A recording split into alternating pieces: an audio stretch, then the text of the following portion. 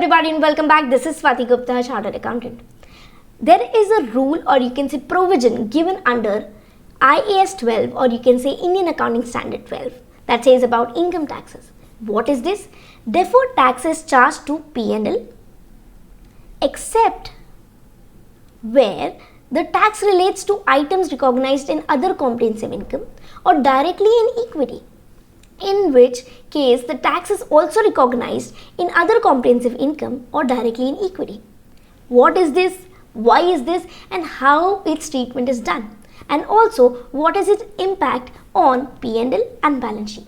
I'll try to cover all the answers of these questions in this video itself. So in order to have a clarity about whole concept, please watch this video till end. I will take an example for simplifying this. Okay, let's begin. Your current investment of rupees 30,000 is in shares of a company which was done with the purpose of trading. Okay, so there is an investment of rupees 30,000. Current investment has been carried at cost in the financial statements. Okay, so it was 30,000 and it is recorded in the books at 30,000. That means the carrying amount or you can say the accounting amount is 30,000. The fair value of the current investment in this case is 50,000. As per Ind AS, you have to do fair valuation, and when you calculated the fair value on 31st March, it is 50,000. That means there is a gain of 20,000. Okay, and this is simply charged to P&L. Are you clear? Now let's see its impact. So there is a gain on investment. Okay, due to fair valuation. So as per accounting, you have to record 20,000 okay, as an increase, but taxation says that we will charge tax only when it is actually realized and not right now. Okay, the fair valuation change is not considered as per taxation. So as per taxation profits, you won't be recording this 20,000 gain. Are you clear? Now this means that there is a difference of 20,000. Okay, now this is temporary difference because in the upcoming further years when it will be realized in actual and gain will be recorded, it will be taxed as per taxation rules. Are you clear? So this difference is temporary, and for temporary differences you have to make deferment of taxes. Okay, at the rate 30%, that means 20,000 difference at the rate 30%, that means 6,000. Okay, now important thing comes is that your accounting profits are higher and taxation profits are lower. This means as per taxation you will be paying lesser taxes this year, but in the upcoming year when this will get adjusted, okay, you will have to pay higher taxes. If there is future obligation, that means you have to record deferment of taxes as liability, and therefore this amount will be recorded as deferred tax liability. Okay, now this means let's see how it is impacted on P&L and balance sheet. Okay, you will increase your investments with 20,000. Okay, you will increase your investments and you will record a gain on investment. It will be also increased with 20,000. Okay, are you clear? Now comes the taxation part. So your taxation will be, since there is gain 20%, tax will be charged 30%. That means 6,000 taxation is there. And since you do not have to pay it right now, instead you will have to pay it in upcoming years. Therefore, you will be recording a deferred tax liability 6,000.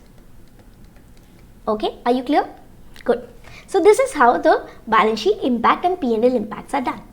Let's take another pointer. Actuarial gain loss.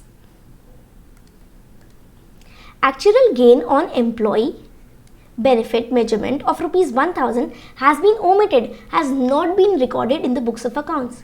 Okay, omitted in the financials of Soft Bharti Private Limited for the year ending 31st March 2002. This means you have to record 1,000 in your P&L, okay, in your income statement, but under other comprehensive income.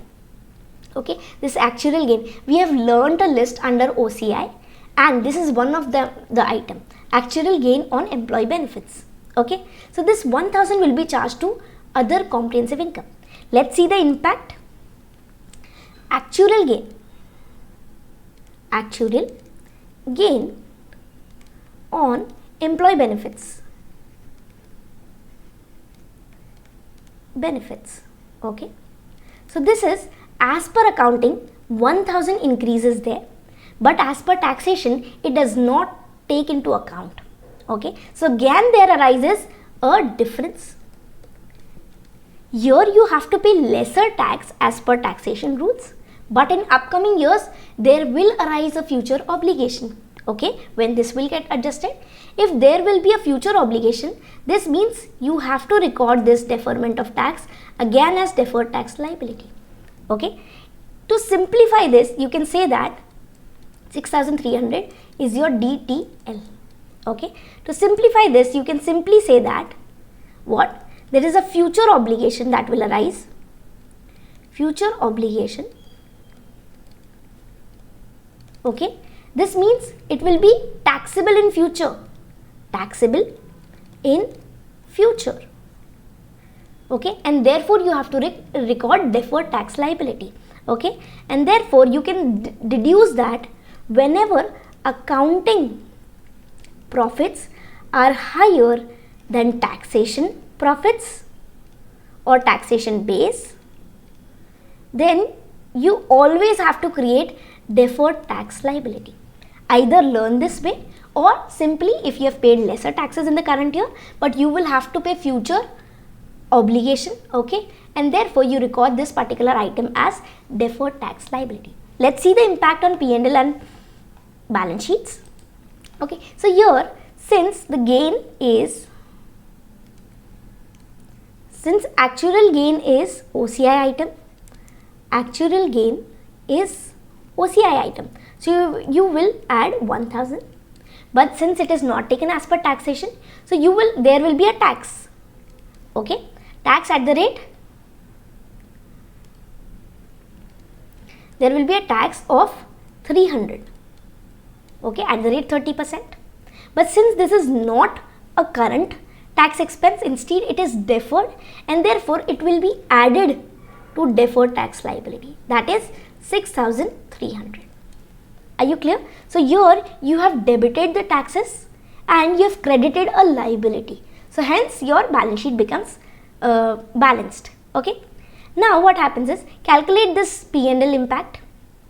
See, 20,000 minus 6,000 plus 1,000 minus 300.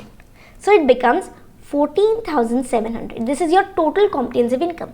When you calculate and add P&L as well as OCI, your answer that comes, the final amount, is total comprehensive income. This will be added to your reserves and surplus. Okay, that is 14,700. Okay, this is profits, so it will be added. So let's balance your balance sheet. Try to calculate. It is 20,000 over here, whereas the change in your this impact of reserve and surplus and DTL is also 20,000. Wait. Sorry. Since you have recorded a 1000 gain, you have to deduct from the provision. There will be a provision on employee benefit. Okay, so you will deduct that with 1000. Okay, a contrasting. So here again it becomes 20,000. This is how the impact is taken into account. And why are you creating deferred tax liability? Because it's a future tax obligation.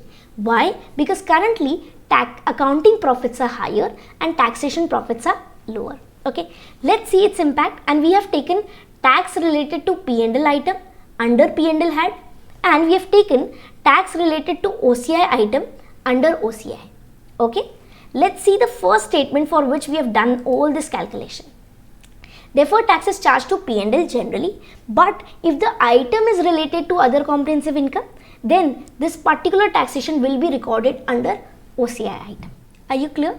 I hope this information helps you. Don't forget to like, share and subscribe, and stay tuned for more videos. This is Swati Gupta, Chartered Accountant.